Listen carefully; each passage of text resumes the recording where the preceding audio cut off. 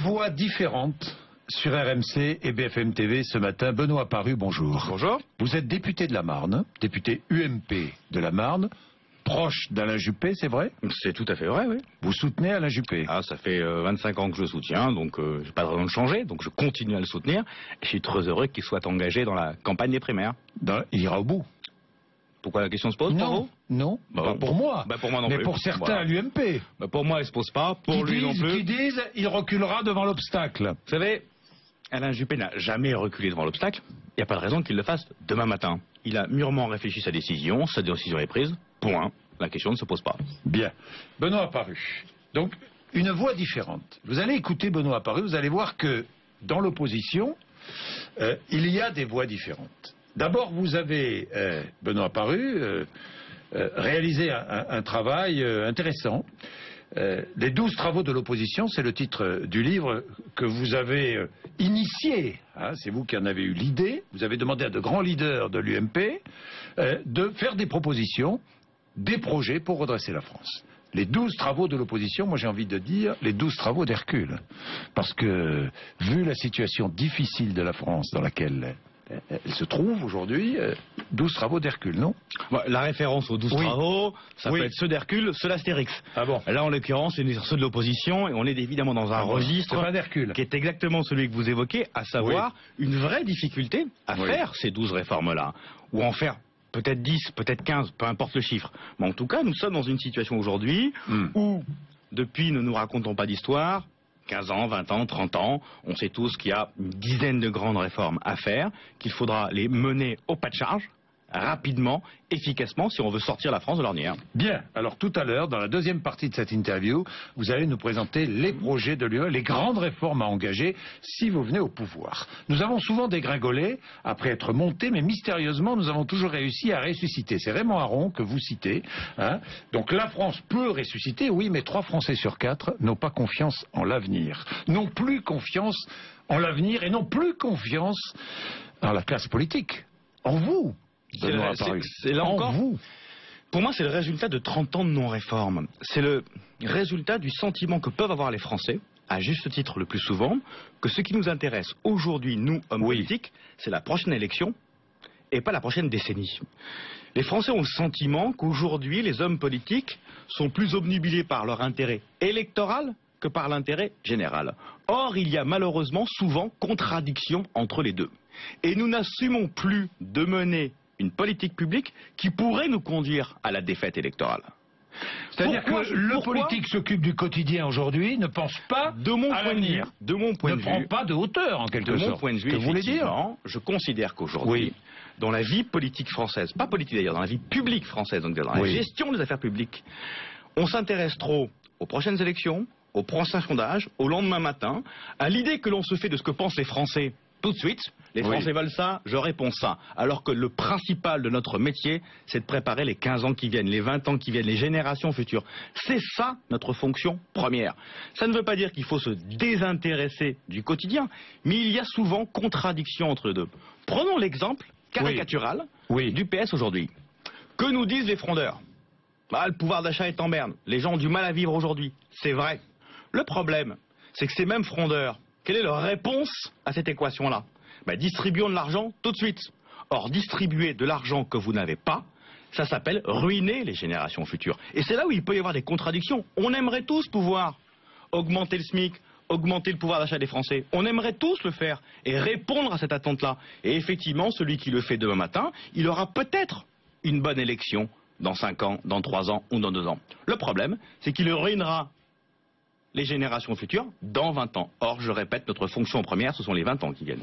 Alors, 3 Français sur 4 donc n'ont aucune confiance en l'avenir. Et puis ce sondage qui fait du bruit depuis maintenant quelques heures, qui dit que Marine Le Pen battrait François Hollande au second tour d'une présidentielle. Emmanuel Valls a réagi, le Front National est aux portes du pouvoir. C'est quoi cette réaction pour vous? C'est purement pour mobiliser son camp avant le 16 septembre prochain? Pourquoi? Comment regardez-vous cette réaction? C'est une façon pour le Parti Socialiste un artifice et pour Manuel Valls, effectivement, d'essayer de ressouder. Mais le Front National n'est pas aux portes du pouvoir? Je ne le crois pas, je ne le souhaite pas. Il y a un point qu'il faut avoir en tête, me semble-t-il, dans les analyses électorales que l'on fait sur le Front National, nos analyses sondagières. La courbe des votes ou des intentions de vote Front National est indiciée à la courbe du chômage. Oui. Et ça dure comme ça depuis 50 ans. Et ça dure comme ça depuis 150 ans. Toute l'histoire des extrêmes, en France comme dans le monde entier, ça a toujours été, plus la crise est importante, plus les extrêmes sont importants. C'est ce que nous vivons aujourd'hui. Premier élément qui explique, me semble-t-il, la montée du Front National. Deuxième élément qui explique la montée du Front National. Une faiblesse structurelle de la majorité. Et objectivement, une faiblesse de l'opposition. Parce qu'on peut se gausser à juste titre, me semble-t-il, de l'amateurisme du pouvoir en place, de son incapacité à mettre en place les réformes nécessaires. Mais objectivement, l'image que nous avons offerte, nous, opposition, depuis 2 ans, avec notamment les difficultés qui ont été celles de l'UMP, n'a pas permis d'avoir le jeu classique des vases communicants, c'est-à-dire quand le PS est fort, nous sommes faibles, et l'inverse. Quand vous avez les 2 partis principaux de majorité qui sont plutôt en difficulté. Vous êtes donc responsables tous? Mais bien sûr que nous sommes tous responsables. Ce serait illusoire et stupide, me semble-t-il, de dire tout est la faute au PS et nous on n'y est pour rien. On est évidemment co-responsables de la situation. La question principale qui doit se poser à nous maintenant, notamment opposition, c'est de se dire que nous avons une élection à la présidence de l'UMP, qu'il faut que cette élection à la présidence de l'UMP solde, entre guillemets, ce qui s'est passé depuis 2 ans au sein de l'UMP, pour repartir de l'avant, quelle que soit la présidente ou le président qui sortira des urnes. Et ensuite, effectivement, nous préparer, via les primaires, à gouverner en 2017. Qui soutenez-vous à cette présidence de l'UMP? Pour l'instant, comme vous, je n'ai pas tous les candidats. Oui. Et j'ai cru comprendre qu'il n'était pas tout à fait Nicolas impossible Sarkozy, que d'autres candidats que les 2 actuels se prononcent. Un autre, dans tous les cas. Un autre en tout cas. Oui. A priori, je pense que je ne prendrai pas position. Pourquoi? Ah bon? Je suis engagé derrière Alain Juppé. Oui. Pour l'élection primaire. Oui. Je me vois mal expliquer aux Français ou aux journalistes que je vais soutenir pour telle candidature un tel, et que 6 mois après, pour telle autre candidature, je vais soutenir une autre personne. Je souciais la démarche d'Alain Juppé, je suis engagé dans cette démarche-là, je pense que je me contenterai de cette démarche-là. Est-ce que l'UMP disparaîtra, doit disparaître, avec la création d'un nouveau parti? C'est l'idée qu'on prête à Nicolas Sarkozy, Benoît Apparu.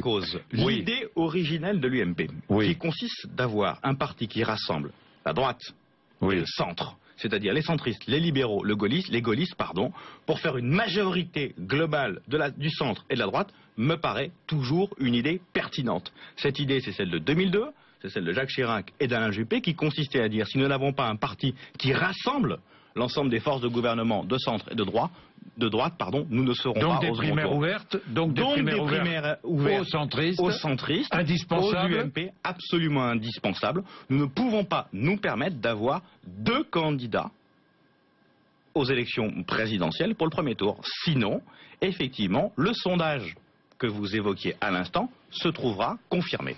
Est-ce que vous demandez une dissolution de l'Assemblée nationale comme le font beaucoup de leaders de l'UMP? Je ne demande ni dissolution de l'Assemblée nationale, ni départ de François Hollande. Pourquoi?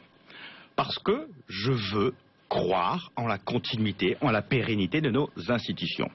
Je considère surtout que lorsque vous êtes dans une crise économique, sociale, politique, si vous rajoutez une crise institutionnelle en jouant avec les institutions, c'est ce que disait Manuel Valls hier, c'est étonnant, vous avez le même discours. Mais tout simplement parce que je suis gaulliste, que je suis républicain, qu'il y a une constitution, que François Hollande, jusqu'à preuve du contraire, a été élu pour 5 ans, et qu'il n'y a aucune raison que ce soit les sondages qui dictent si un tel doit rester au pouvoir ou non. Il y a des institutions pour ça, on les applique quand on est un républicain, et on ne demande pas, me semble-t-il, une dissolution qui serait pour le moins hasardeuse. Quel risque? Mais le risque est très simple. Demain, dissolution. Bon, 10 députés Front National, ok. Et puis l'UMP qui remporte ces élections. Ça veut dire quoi? Qu'un président de la République dirait aux Français, en faisant une dissolution, j'y arrive plus, je file le pouvoir aux autres. Est-ce que vous pensez sincèrement que c'est comme ça qu'on va gagner? Je ne le crois pas. S'il y a dissolution, deuxième élément. S'il y a dissolution, vous acceptez de gouverner. Là encore, lorsque vous êtes un responsable politique dans une crise économique et sociale comme celle que nous vivons, évidemment que vous ne pouvez pas refuser le pouvoir. Si vous refusez le pouvoir, ça veut dire quoi? Que vous dites désolé, L'avenir des Français ne m'intéresse pas. Par contre, à la prochaine élection qui suivra, là, je veux bien le pouvoir. Non, quand le pouvoir est là, vous le prenez, vous l'exercez, c'est normal, c'est naturel. Mais la question qui se poserait à nous à ce moment-là, ce serait quoi? Ce serait de nous dire, voilà, nous sommes 2 ans avant l'élection présidentielle. Nous avons donc 2 choix. Soit on gère les affaires courantes, pour essayer de préserver l'élection présidentielle, et ce ne serait pas un responsable, soit on fait tout de suite, les réformes nécessaires pour le pays, et là, effectivement, on prendrait des risques électoraux lourds, c'est pas grave, c'est notre job, sauf que 2 ans après, là, le risque d'une arrivée de Marine Le Pen serait beaucoup plus lourd, parce que le PS ne se serait pas remis de ses déboires, parce que nous aurions gouverné en état difficile. Et donc, pour une multitude de raisons, je ne crois pas souhaitable que l'on fragilise les institutions de la Ve République. J'y crois à ces institutions. Il faut profondément les réformer, bien évidemment, mais pour l'instant, elles sont comme ça. Prenons-les pour ce qu'elles sont et ne jouons pas avec. Bien, Benoît Apparu, on va entrer dans les projets de l'UMP, mais je voudrais vous poser 2-3 questions d'actualité. Thomas Thévenoud doit-il laisser abandonner son siège de député? Je le crois, mais c'est son choix et c'est sa responsabilité. J'entendais sur une radio concurrente, oui. Pardonnez-moi ce matin, non, c'est pas grave. Un éditorialiste nous dire parce qu'on a fraudé fiscalement, on ne peut pas être membre du gouvernement, mais si je comprends bien, quand on a fraudé fiscalement, on peut être député? Non. On exerce une responsabilité publique, qu'elle soit dans l'exécutif ou dans le législatif. Bon, on en assume les responsabilités. Et quand M. Thévenoud nous dit « Oh, j'ai tellement été pris par ma charge publique que pendant 3 ans, j'ai pas eu le temps de déclarer mes impôts », soit ça veut dire que nous autres, on fait rien, mais là, c'est du, pardonnez-moi de le dire comme tel, c'est du foutage de gueule. Donc je considère effectivement que quelqu'un qui a peut-être pas triché, mais qui a été négligent à ce point-là, doit en tirer les conséquences. Le débat revient sur la table. Les djihadistes qui partent combattre en Syrie, en Irak ou ailleurs, doivent-ils être déchus de leur nationalité, les djihadistes français? Faut-il changer la loi? Je n'en suis pas convaincu. Je pense qu'il faut les combattre. Je pense qu'il faut essayer de les arrêter, pas de les faire revenir bien sûr, de les arrêter avant qu'ils ne partent, et effectivement de pénaliser le djihadisme en question, c'est-à-dire de les envoyer potentiellement en prison. Ça, j'y suis favorable. La déchéance de nationalité me pose un petit souci. C'est que ça fait quelqu'un d'apatride, sans nation. Or, en droit international, il est impossible de déchoir de la nationalité quelqu'un qui n'en a pas une seconde, parce qu'à ce moment-là, c'est quelqu'un qui n'a plus de nationalité. Et les binationaux? Binationaux, ça pourrait être une autre question, mais sincèrement... C'est la Grande-Bretagne qui déchoit les Britanniques qui sont allés faire le djihad et qui sont binationaux. Écoutez, ceux qui sont binationaux, c'est juridiquement possible. Sincèrement, en faisant ça, me semble-t-il, on se fait plaisir. Ça ne change pas grand-chose. Le livre de Valérie Trierweiler désacralise la fonction présidentielle et l'ensemble de la classe politique, selon vous? Je l'ai lu. Vous l'avez lu? Je l'ai lu. Ah bah dites-moi, alors là, vous êtes le premier. Alors là, je l'ai lu là, le premier responsable politique qui me dit je l'ai lu. Et je l'assume. Le livre est bien écrit. Oui. 2, je suis rentré dans ce livre-là avec une image plutôt négative de Mme Trierweiler. Oui. J'en sors avec une image beaucoup plus mitigée parce que je sens dans l'écriture une forme de sincérité et de vérité. Ce qui désacralise la fonction présidentielle, c'est pas tellement le livre, c'est ce qu'elle raconte si c'est vrai. Là encore, ne nous trompons pas de combat. Si ce qui est dit dans le livre est vrai, son comportement vis-à-vis d'elle, son jugement par rapport aux Français, son jugement par rapport aux pauvres, si ça c'est vrai, ça désacralise. Derrière, qu'un journaliste le raconte dans un livre, ou qu'un journaliste le raconte dans un journal, ou que ce soit quelqu'un de véritablement informé, c'est-à-dire pas un commentateur, mais quelqu'un qui a vécu ça, qui le raconte, ça ne change pas grand-chose. Donc ce qui désacralise potentiellement la fonction, c'est ce qui est raconté, pas la personne qui le raconte. Est-ce que vous demandez le retour de Nicolas Sarkozy, comme le fait Nathalie Kosciusko-Morizet? C'est un choix qui lui appartient. Oui, ça. Ben oui, d'accord. Il faut commencer par là. Oui, commençons par là. C'est un choix qui ne vous appartient pas à vous. Moi, je considère à ce jour que je comprendrai le retour de Nicolas Sarkozy pour des primaires à l'élection présidentielle. Mais pas pour la présidence de l'UMP. Je considère que cette élection-là, l'élection présidentielle, est du niveau d'un ancien président de la République. La présidence d'un parti politique, je suis moins convaincu. Je suis moins convaincu parce qu'il n'est pas à sa place. Je suis pas convaincu que ce soit la place d'un ancien président de la République. Un ancien président de la République, il doit, me semble-t-il, avoir de la hauteur. Que Nicolas Sarkozy ait envie de l'élection présidentielle, tant mieux. Il y aura une compétition entre lui, Alain Juppé et d'autres. Cette compétition c'est pas gênant, ce genre de compétition, non? C'est pas gênant, tant que cette compétition se fait sur la base de projets, sur la base d'idées, et pas en dessous de la ceinture. À ce moment-là, c'est une richesse. Parce qu'effectivement, ça nous permet d'arriver ensuite unis au premier tour de l'élection présidentielle. Donc cette compétition-là, à ce niveau-là, oui, c'est du niveau de Nicolas Sarkozy. Bien, Benoît Apparu, regardons donc ces propositions. Vous commencez, parce que c'est apparu, évidemment, c'est par ordre alphabétique. Alors, il y a François Baroin, Xavier Bertrand, Jean-François Copé, je les cite tous. François Fillon, Brice Hortefeux, Alain Juppé, Nathalie Kosciusko-Morizet, Bruno Le Maire, Valérie Pécresse, Jean-Pierre Raffarin, Laurent Wauquiez, qui font leurs propositions. Vous vous attaquez aux millefeuilles administratifs. Europe, État, région, département, intercommunalité, commune. Vous demandez, il y a trop de fonctionnaires territoriaux, mais il y a trop de strates. Que proposez-vous? Alors, premier élément, le constat. Que proposez-vous? Premier élément, non, je reviens quand même un instant sur le constat. Alors allez-y. Parce qu'il est beaucoup plus complexe que ça. Bon. Il y a un millefeuille administratif. Oui.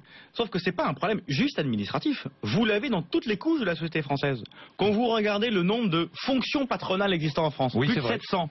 Quand vous regardez l'organisation du sport français, etc., c'est vrai dans le sport, c'est vrai partout. Partout, oui. Partout, on est dans ce millefeuille, dans cette explosion du nombre de strates. Oui. C'est propre à la France, c'est pas propre à l'organisation administrative française. Il se trouve qu'étant responsable public, mon job, c'est plutôt de m'occuper des strates administratives. Pour ce qui me concerne, je pense qu'il y a deux réformes importantes. La première, c'est un vrai choix à faire. La décentralisation telle qu'on la connaît depuis 30 ans en France, ou beaucoup plus d'autonomie. Je m'explique. Aujourd'hui, comment marche la décentralisation à la version française? Oui. L'État dit, on va faire le RSA. Donc, voilà quels sont les objectifs, voilà comment vous faites, et messieurs les conseillers généraux, vous faites le chèque. Voilà la décentralisation à la française. Tout est décidé par l'État sur comment on fait, pourquoi on fait, à quoi ça sert, et on demande aux fonctions locales, mairie, conseil général, conseil régional, d'exécuter, point.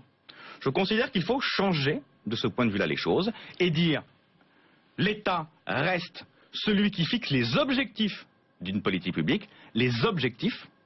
L'État contrôle évidemment les choses, mais aux collectivités locales de décider comment elle met en œuvre les objectifs et ensuite de mettre en œuvre ces objectifs-là. Et donc il faut donner plus de responsabilité aux collectivités locales. Ensuite, bien évidemment, il faut en réduire le nombre de strates. La réforme qu'on va nous vendre actuellement, c'est une non-réforme. Parce qu'on a enlevé tout ce qui était compliqué à faire. Donc pour l'instant, cette réforme va se contenter de diviser par deux le nombre de régions, sans supprimer un niveau administratif. Pour ce qui me concerne, je considère qu'il faut supprimer le niveau départemental. Suppression des départements. Suppression du conseil départemental pour être précis, parce que culturellement, du conseil général, culturellement le département continue à exister, et je considère qu'il faut remonter le pouvoir des communes aux intercommunalités pour avoir deux niveaux d'exercice local des responsabilités, les régions, les intercommunalités. Région, intercommunalité, c'est tout. C'est tout. Bien, Benoît Apparu. Sur le terrain économique, le Premier ministre, le gouvernement commence à faire des propositions. Les entreprises, c'est l'une des propositions contenues donc, dans ce livre, doivent négocier la durée du temps de travail. Les entreprises, à l'intérieur même des entreprises.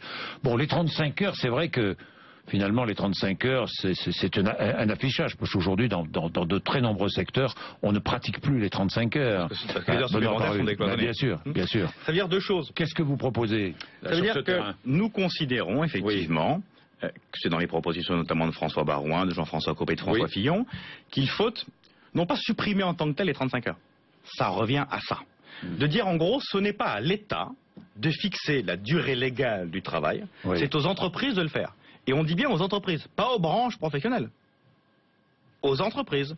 Parce qu'effectivement, une entreprise peut avoir la nécessité de dire, chez nous c'est 42, chez nous c'est 39, chez nous c'est 35. D'autres, effectivement, peuvent avoir d'autres choix. Donc de dire, cette décision-là, elle appartient aux entreprises. Et évidemment, dans la limite européenne de la durée du temps de travail, à savoir 48 heures. Mais ça, c'est quelque chose qui doit appartenir aux entreprises et non pas à l'État ou aux partenaires sociaux au niveau national, mais bien à chaque entreprise. Qui, mieux que l'entreprise, peut considérer salarié de l'entreprise comme patron de l'entreprise, ce qui est bon pour elle? Eh bien, ce sont les salariés de l'entreprise et non pas des syndicats extérieurs et non pas l'État. C'est à eux de le décider dans l'entreprise. Merci Benoît Apparu. Je rappelle le titre de cet ouvrage, les 12 travaux de l'opposition qui sort demain, je crois. Hein. Après-demain. Après-demain. Merci à vous. Merci d'être venu nous voir. 8h56 RMC BFM TV.